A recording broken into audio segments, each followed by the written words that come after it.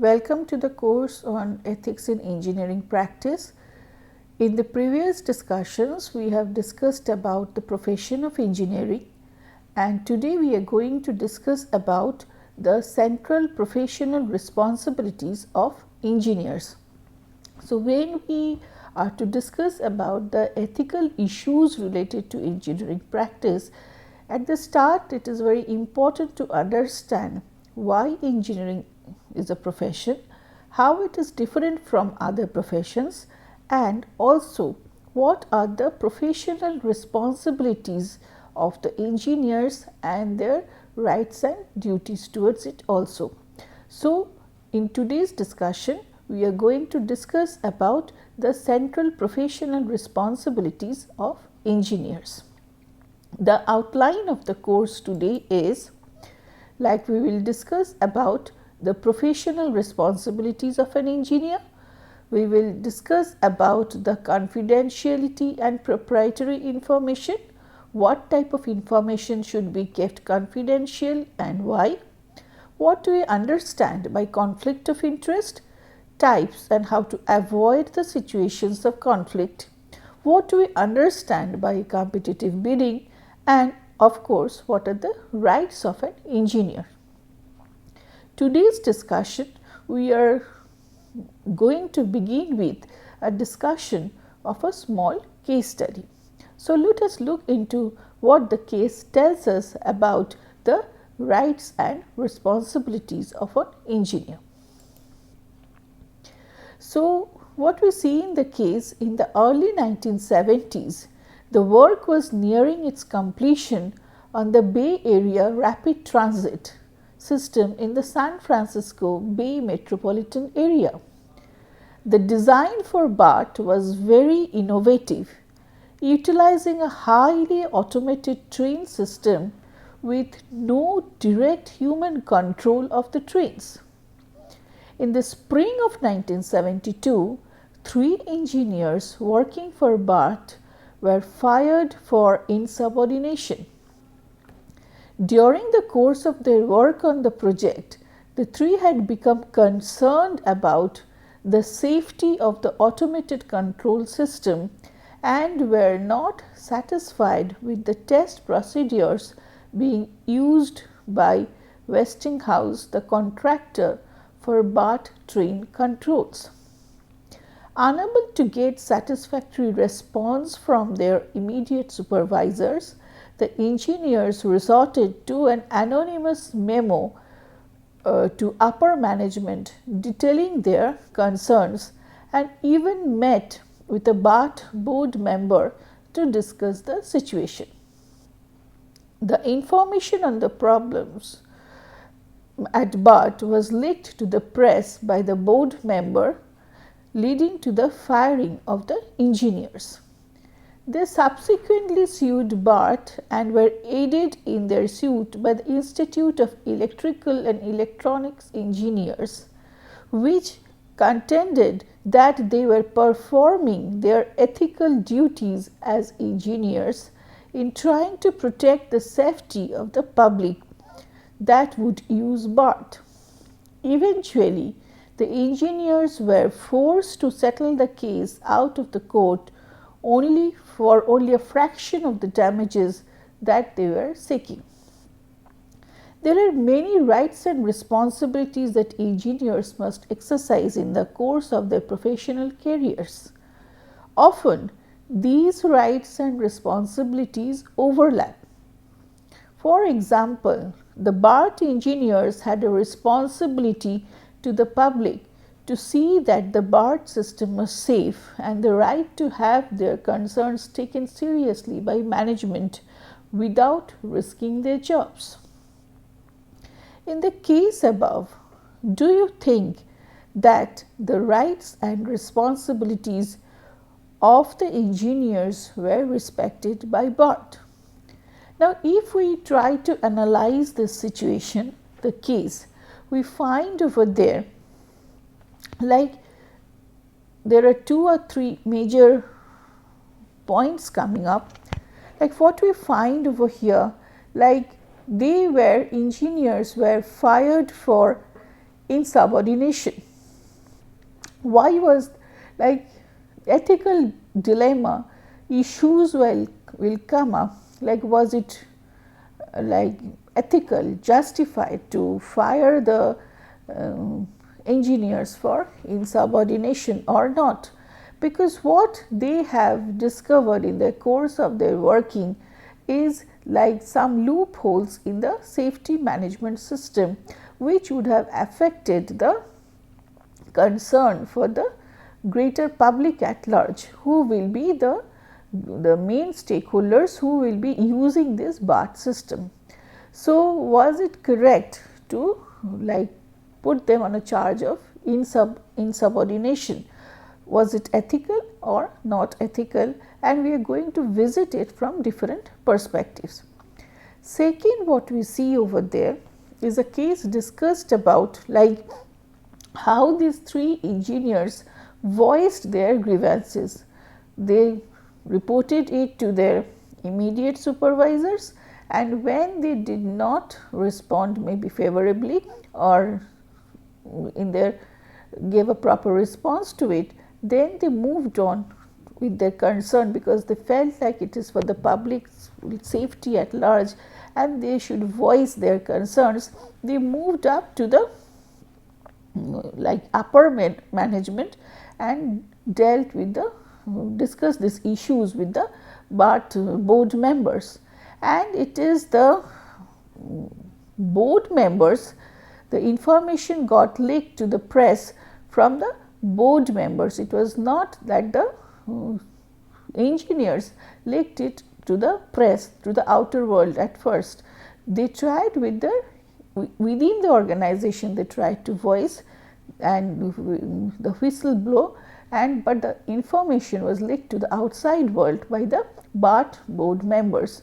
So, here while discussing the case also we need to focus on these things, like where they justified in taking up the case to the upper levels, were the process of grievance handling done properly, then they took it to the board members, and when the board members leaked it to the outside world, then what was the degree of responsibility of the engineers involved in it that it went to the press, and was it justified again to like put them under the charge of insubordination. And when we talk of this out of court settlement done with these three engineers, there are ethical issues related to that case also. So, while we will be discussing the case in details about the rights and responsibilities of the engineers, actually these two things goes hand in hand, and there is an overlap in these two concepts of the rights and responsibilities, and we will have to see by using the different ethical pillars of decision making, we have to understand the pros and cons of each of the activities and then try to arrive at an answer like whether this was ethical or not ethical as per the situation concerned or the case given at hand. Under the rights, in this section we will discuss in details first about the rights of the engineers and the responsibilities of the engineers separately, and then we will again come back to this case to see how it is getting applied in this particular case. So, what we find over here, like despite being there many codes of ethics which are present in the professional engineering society, the codes do not discuss of the which talks of the responsibilities of the engineers. It's somewhere it does not discuss about the rights of the engineers that they enjoy. So, this we will be discussing in this lecture. So, like as a part of the duty of the engineers, they have a duty to protect the public by blowing the whistle if necessary.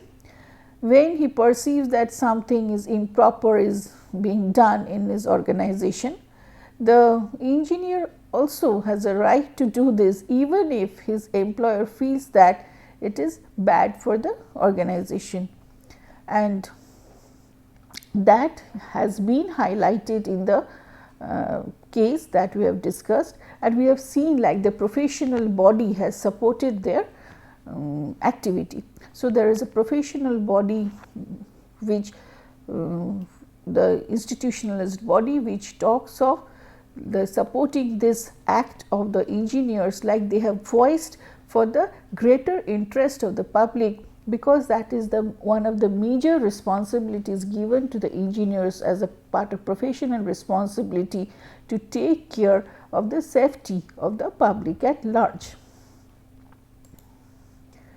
As a part of the professional responsibilities of the engineers, in this course we are going to discuss about confidentiality and proprietary information.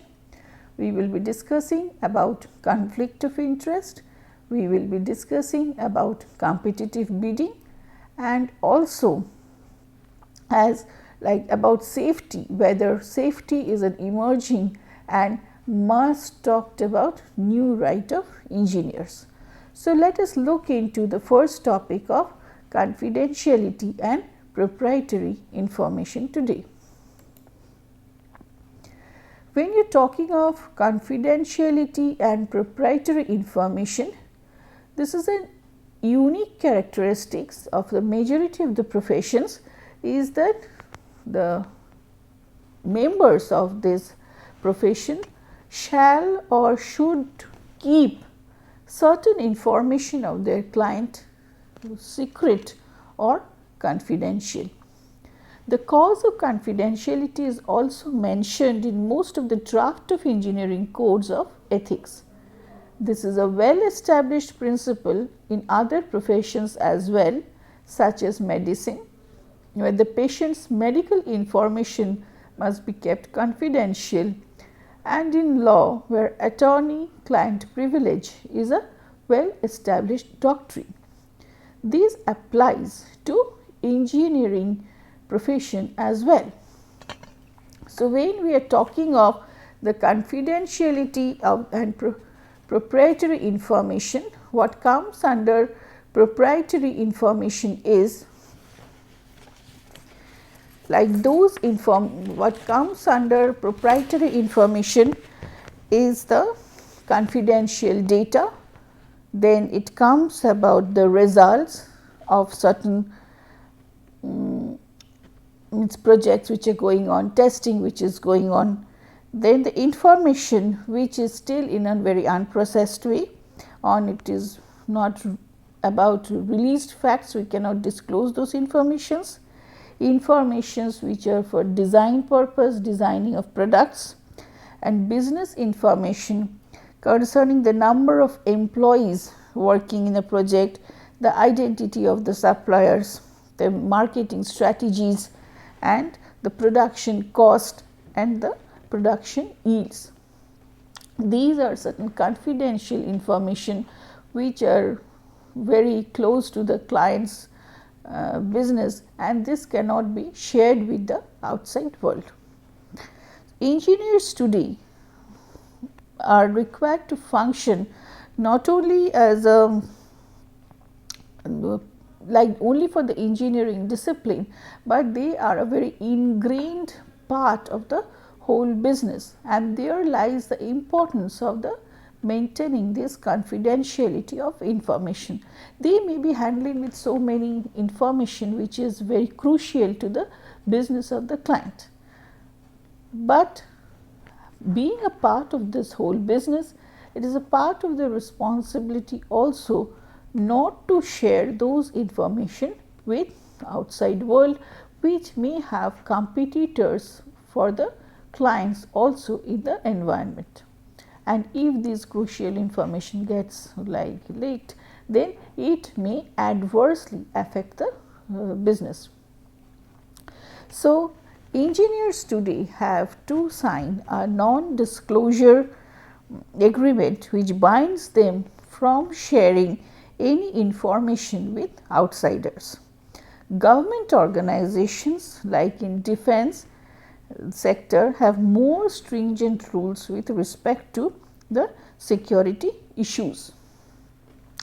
After we have discussed this, then if we go back to the case of Barth and we understand like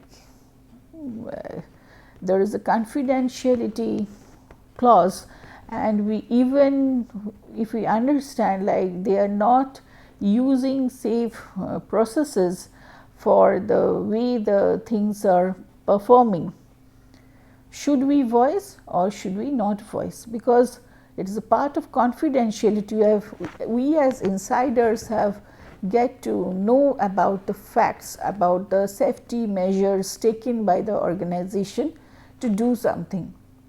We have signed or we are bounded by a confidentiality disclosure, like we are not going to disclose certain facts to outsiders. Should we keep silent or should we voice? Is a point of ethical dilemma, and that is where maybe your rights and your responsibilities and will come to conflict. You have to answer these questions of where does your major responsibility lie?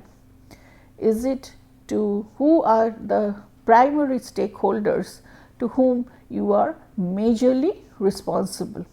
Here the non-disclosure and the confidentiality talks of maintaining the confidentiality of the information of your clients and not to leak it to the outsiders, means it is hinting towards your loyalty towards your clients.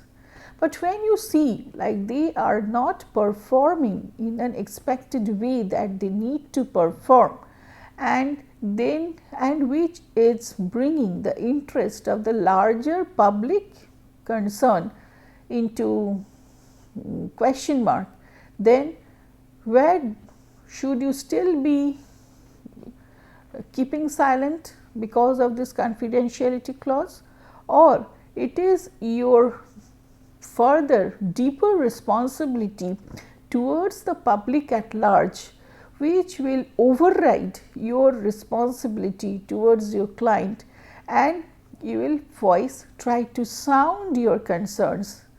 But that also has some logical steps, like to your immediate boss first, then if that is not heard properly, then you move on to the higher steps, and then maybe you meet your board members, and if still that is not like taken proper care of at the end, then you may go to the outside world and voice your concerns, because here your major responsibility lies towards the where is a care for the public at large.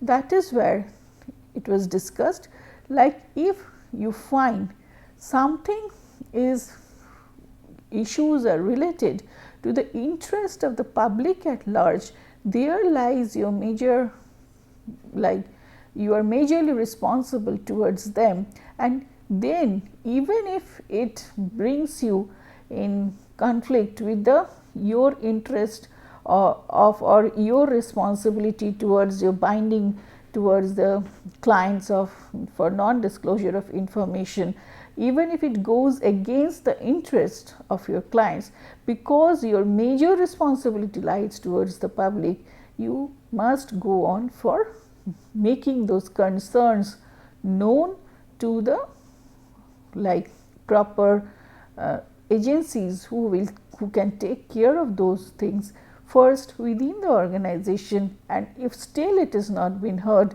you can go and tell it to the outside organization and to the greater society at large. And that is the one of the major responsibilities of the engineers when you are talking of the safety concerns of the public at large. Second, we are going to discuss about the conflict of interest. Conflict of interest we will discuss, like who are the major stakeholders in this conflict of interest, like whose interest gets into conflict over here. Like here in this particular case, what we find, like there are three major parties. One is the engineers, second is the client, the company, the BART, and third at the major society, the large stakeholder, which is the public. So, when we are talking of conflicts of interest, we have to understand like whose conflicts of interest are we dealing with and how to resolve it. Conflicts of interest comes in when I am as an engineer working for a company, and the company maybe is taking some supplies from some suppliers, and I am also having a side business where I also supply the same kind of things. Conflict of interest and I am in a decision making power in the organization to do a selection of the suppliers. My conflict of interest will come in first. I am going to decide to select the suppliers, and also I am one of the suppliers for the goods. Should I recommend myself or should I not? Should I go for another supplier? How do I select my suppliers? Conflict of interest comes in where my personal interest is in conflict with the interest of the organization. We will discuss over here what are the steps required. What should I do in this case? I am a person who is going to decide for the selection of the suppliers based on certain criteria, certain parameters which are going to help me choose the best supplier for the organization for the task at hand. If also I am one of the suppliers for the same kind of things to be delivered, then my conflict comes in whether to decide for the best interest of the organization or to recommend myself. What should I do? Should I be bidding for those along with the other suppliers, or should I keep myself away from the process?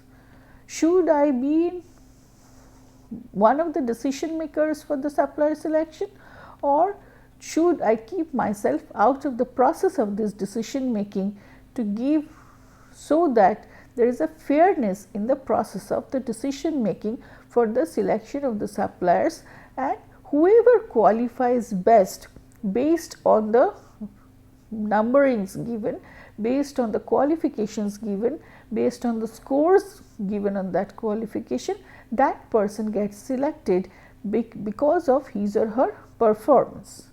Should I be involved in that decision making process, or because I do have some personal interest as a supplier in that, I should keep myself away from this decision making process and let others decide and choose the suppliers, and I can resolve my own conflict of interest along with the best interest of the organization in that way.